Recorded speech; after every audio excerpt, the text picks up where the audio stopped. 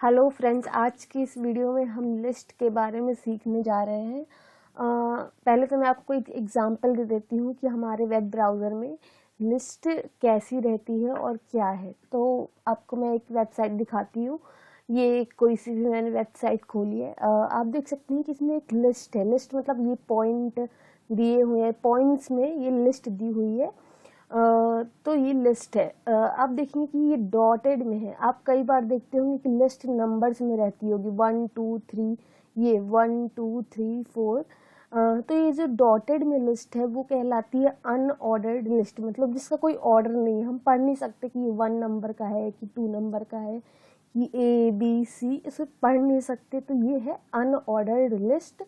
और जिसमें नंबरिंग भी होती है, चाहे वो ए बी सी डी हो या रोमन नंबर 1 2 3 हो या ये वाला 1 2 3 हो, तो वो कहलाती है ऑर्डर्ड लिस्ट। तो अब हम देखेंगे कि इस तरह की लिस्ट हम अपनी वेबसाइट में कैसे बना सकते हैं। तो ये हमारा लास्ट एग्जाम्पल था।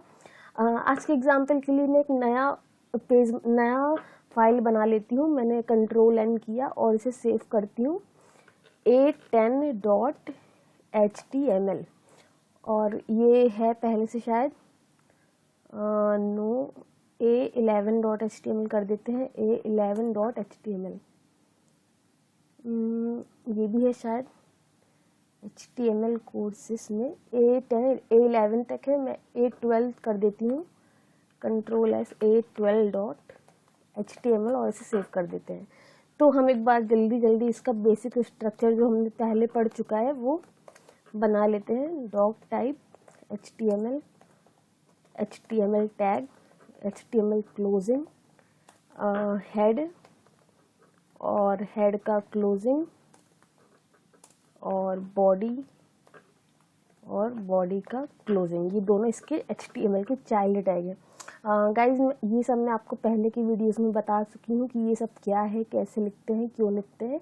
तो इस सब के बारे में अपन बात कर चुके हैं। तो अब हम सीधे बात करते हैं लिस्ट के बारे में। तो लिस्ट के लिए एक पहला टैग हम जो देखते हैं वो है अनऑर्डर्ड लिस्ट, जिसे हम UL से रिप्रेजेंट करते हैं। UL tag, unordered list. UL के अंदर हमें LI लिखना है। LI मतलब कि ये एक लिस्ट का आइटम है। LI ओपनिंग और LI क्लोजिंग। तो इसके अंदर हम कुछ दे देते हैं, जैसे कि एप्पल, और एक और मैंने बनाया LI नीचे इसके मैंगो, और एक और बनाया ग्रेप्स, एक और बना देती हूँ कुछ बनाना और ऑरेंज। तो मैंने यहाँ ये 5 LI एलिमेंट्स बनाए हैं।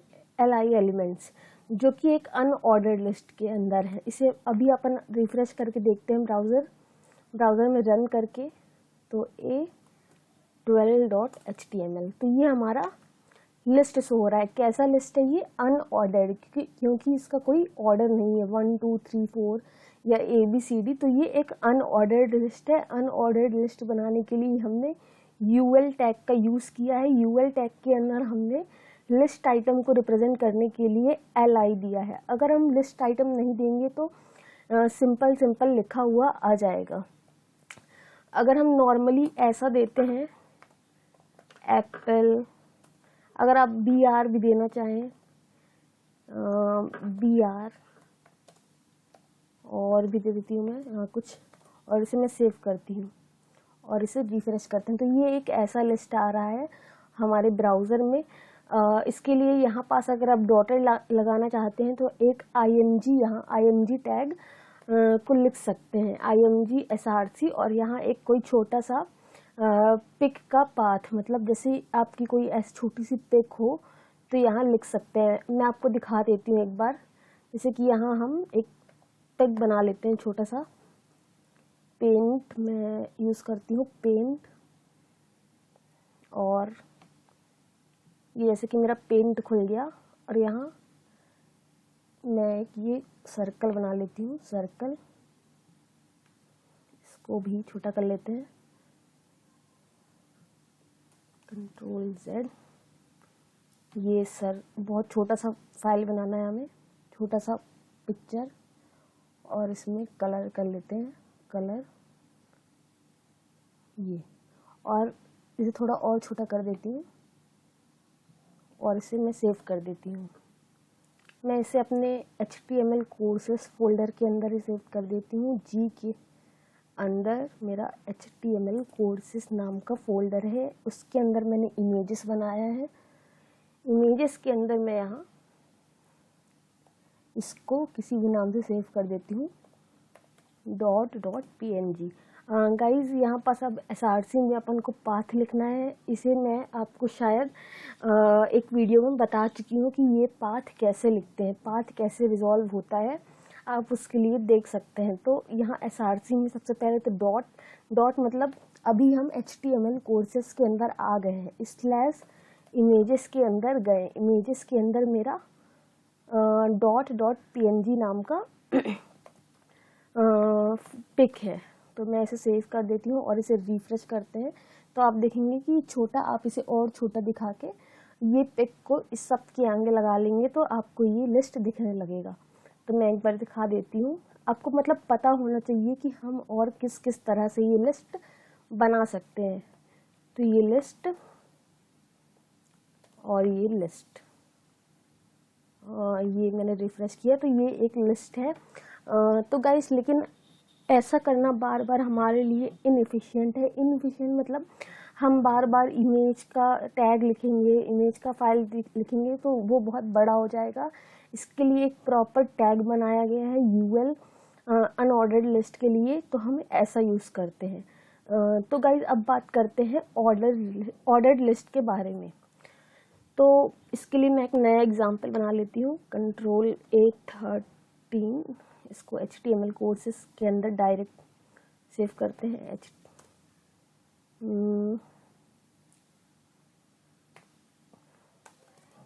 मुझे HTML कोर्सेस फोल्डर ढूंढना है। यहाँ HTML कोर्सेस, ये इसके अंदर मैं एक नया फाइल A13.html बना लेती हूँ और मैं इसका बेसिक स्ट्रक्चर इसके अंदर पेस्ट कर लेती हूँ। आप इसे बार बार खुद से ही लिखिएगा क्योंकि आपकी प्रैक्टिस हो जाएगी।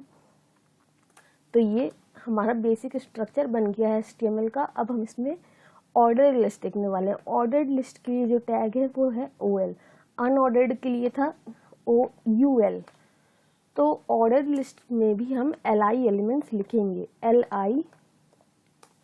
यहाँ जैसे कि अपन किसी स्टूडेंट का नाम लिख रहे हैं तो मैंने यहाँ कई नाम दे देती हूँ, यहाँ रोहन, टॉम, जिया,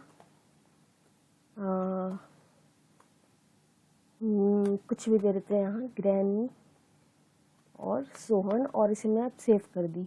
अब यहाँ अपन A13.html हमें रन करना है। गाइस हम ये रन करना पहले सीख चुके हैं कि ये सब कैसे लिखते हैं। आप उन वीडियो को पहले से ज़रूर देखें। जब तक आप बेसिक से नहीं देखेंगे तो आपको एक साथ कुछ समझ में नहीं आएगा। तो ये हमारा रहा ऑर्डर्ड लिस्ट। ऑर्डर्ड मतलब कि इसका कुछ ऑर्डर है।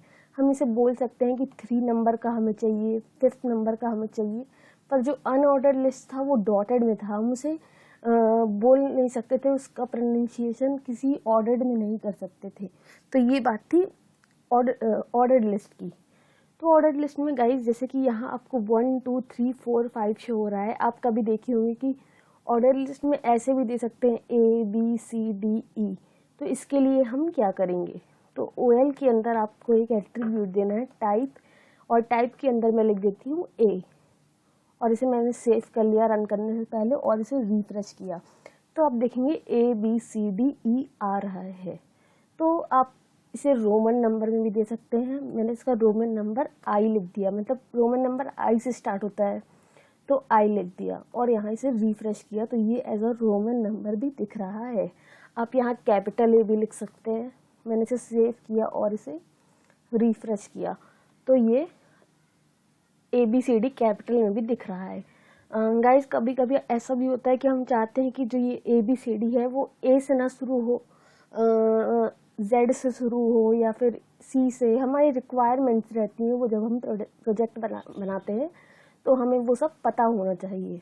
तो इसे कैसे करेंगे, जैसे कि आप अगर B से या E से स्टार्ट करना चाहते हैं तो यहाँ लिखना होगा स्टार्ट और स्टार्ट 5। अगर ई से स्टार्ट करना चाहते हैं तो जैसे ए की वैल्यू हो गई 1, 2 की हो गई, बी की हो गई 2, सी की हो गई 3, डी की हो गई 4 और ई की हो गई 5। तो यहाँ स्टार्ट की वैल्यू मैंने दे दी 5 और यहाँ रिफ्रेश करते हैं तो अब जो स्टार्ट हो रहा है वो ई से हो रहा है। तो ये बात थी गाइस ऑर्डर्ड और अनऑर्डर्ड लिस्ट के बारे में। अगले वीडियो में हम कुछ और चीज़ें देखेंगे, ऑर्डर्ड और अनऑर्डर्ड लिस्ट का कॉम्बिनेशन देखेंगे और भी कुछ नई चीज़ें देखेंगे। तो गाइस इस वीडियो में इतना ही। Thank you.